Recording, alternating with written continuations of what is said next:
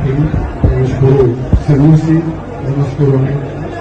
ونشكر الأمير الذين حقا كانوا معنا وقياما لا نستطيع أن نعبر عنه بكلمات لأن كلماتنا الشيخ محمد المهدي أو مولانا الشيخ إبراهيم ياس رضي الله عنه akan wannan tabbatarwa da aka yi da nadi da aka yi a yau na wannan halifanci. Wannan tsariƙa muna lissafi cewa adadinmu a ƙasar nan ya kaura mutum miliyan 50.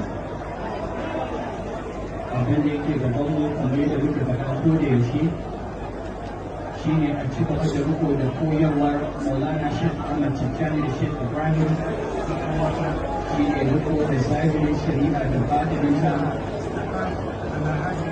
sannan mu haɗa kanmu fahimci ɗaya yadda wannan yawan zai mana amfani, kuma za mu ga ci gaba ta fannin tattalin arziki, ta fannin siyasa, ta fannin ilimi wanda zai taimaka wa ƙasar nan a ci gaba.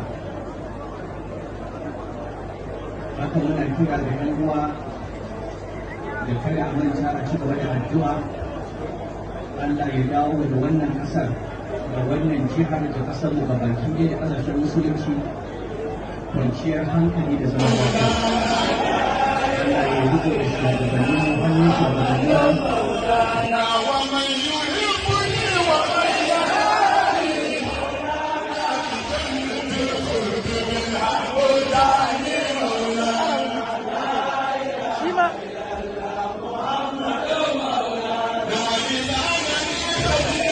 Thank you.